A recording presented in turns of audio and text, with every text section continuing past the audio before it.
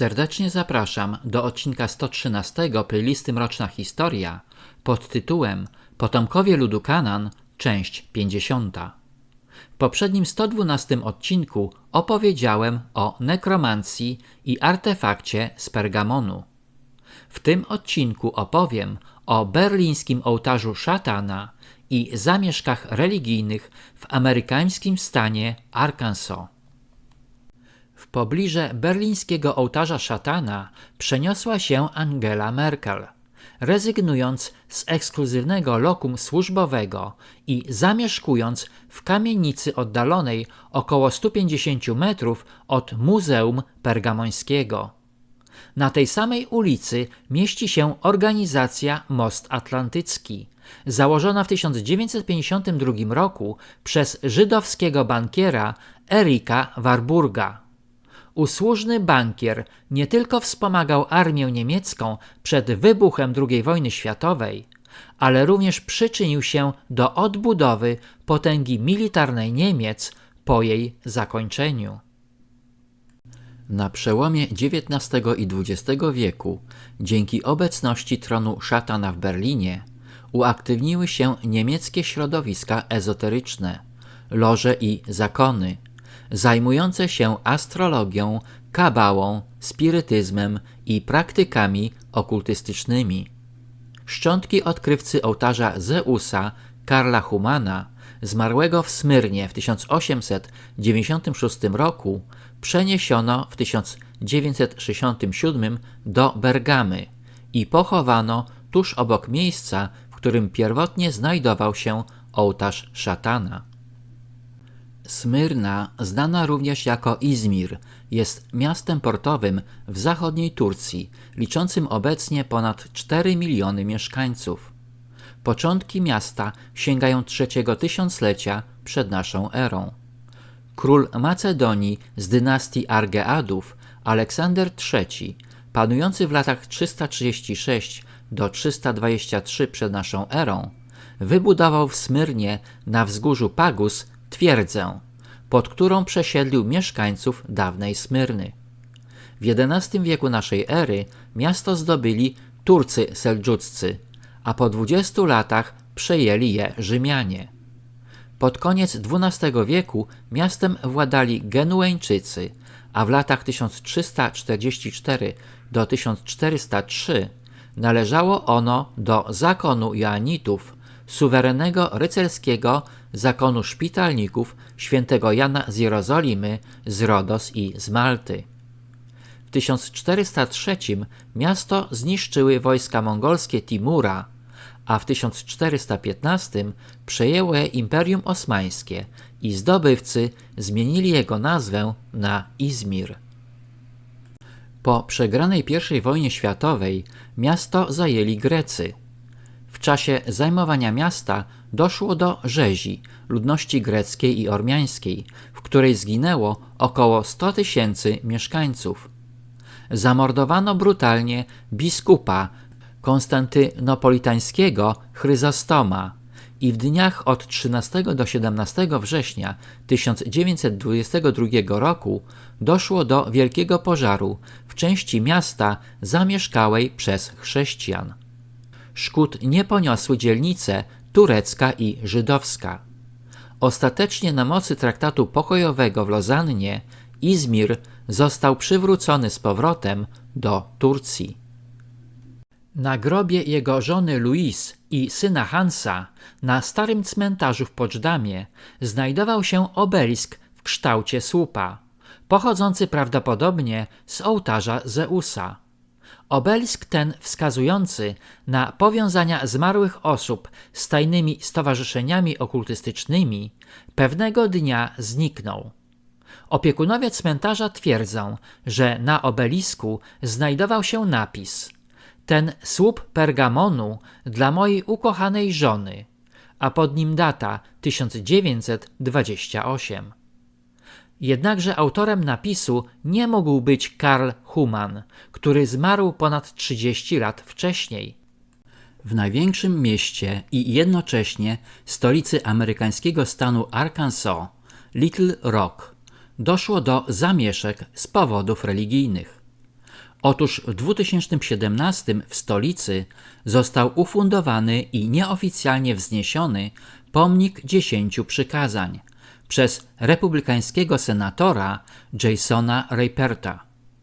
Zaledwie kilkanaście godzin po odsłonięciu pomnika pewien mężczyzna wjechał w niego samochodem, rozbijając go na kawałki. Okazuje się, że ten sam mężczyzna zniszczył wcześniej pomnik 10 przykazań przed Kapitolem Stanowym Oklahomy. W rok później, 19 sierpnia 2018 roku, satanistyczna świątynia umieściła w Little Rock brązową statuę koziego, uskrzydlonego stworzenia o imieniu Baphomet. Sataniści wystąpili w wiecu, wzywając do usunięcia pomnika 10 przykazań, który został zrekonstruowany na terenie Kapitolu. Około 150 satanistów, ateistów i chrześcijan wzięło udział w wiecu pierwszej poprawki. Satanistyczna świątynia twierdzi, że pomnik 10 przykazań narusza konstytucyjne prawa do wolności wyznania i że instalacja ich prawie 2,5-metrowej statuły przedstawiającej siedzącego bożka z XIV wieku w towarzystwie uśmiechniętych dzieci byłaby dowodem tolerancji religijnej. Współzałożycielka satanistycznej świątyni i organizatorka wiecu Ivy Forrester powiedziała: jeśli zamierzasz postawić jeden pomnik religijny, to powinien być otwarty dla innych, a jeśli się z tym nie zgadzasz, to po prostu nie stawiajmy żadnego. Senator Jason Rapert powiedział w internetowym oświadczeniu, że szanuje prawa protestujących określone w pierwszej poprawce. Jednakże nazwał ich również ekstremistami i powiedział, że będzie bardzo zimny dzień w piekle, zanim zmuszą nas do trwałego wzniesienia obraźliwego pomnika na terenie Kapitolu Stanowego Arkansas. Ponieważ pomnik Baphometa został postawiony niezgodnie z prawem stanowym, grupa satanistyczna wkrótce usunęła statuę, ale zamierza pozwać władze stanowe o dyskryminację religijną poprzez Amerykańską Unię Swobód Obywatelskich. Powstaje pytanie, czy stawianie współczesnych pomników o charakterze religijnym powinno odbywać się w miejscach publicznych innych niż kościoły i świątynie? Sprawa do dyskusji. Jednakże istotniejszym problemem jest fakt, że ludzie wierzący w szatana istnieją współcześnie i temu bożkowi zła stawiają nie tylko pomniki, ale budują oficjalnie świątynie. Niezależnie od religii, każdy kościół, synagoga czy meczet wymaga funduszy na działalność religijną, którą w większości zapewniają wierni. Powstaje jednak pytanie, kto sponsoruje takie instytucje jak świątynia szatana? Upadły anioł był pełen pychy i zazdrościł Bogu jego władzy nad światem. Chciał być numerem 1, dyktując Bogu warunki, będąc jednocześnie jego najlepszym i jedynym przyjacielem. Szatan zazdrosny był o człowieka i nienawidził Jezusa Chrystusa. Wszystkie te negatywne cechy charakteru wydają się posiadać potomkowie ludu nazywającego siebie narodem wybranym. Dlatego też wśród przedstawicieli tegoż ludu należałoby szukać głównych sponsorów kultu diabła.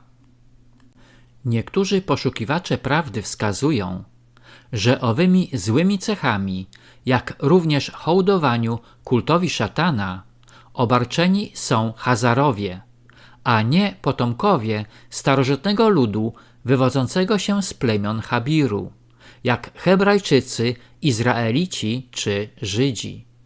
Potomkami Hazarów mają być zarówno członkowie klanu Rothschildów, jak i innych bogatych bankierskich rodzin żydowskich. Czy mają rację zwolennicy teorii hazarskiej? Na to pytanie spróbuję odpowiedzieć w następnym odcinku. Serdecznie zapraszam do księgarni autorskiej Zamazane Obrazy, gdzie można już nabyć pierwszą książkę Zamazane Obrazy Trylogia w formie e-booka. Link do księgarni znajduje się pod filmem. Korzystając z linku Buy Coffee 2 Zamazane Obrazy, znajdującego się pod filmem, można wesprzeć kanał Zamazane Obrazy. Proszę również pamiętać o polubieniach i komentarzach. Na tym zakończę odcinek 113, w którym opowiedziałem o świątyni szatana w amerykańskim mieście Little Rock. Serdecznie zapraszam do odcinka 114 pod tytułem Potomkowie ludu Kanaan, część 51.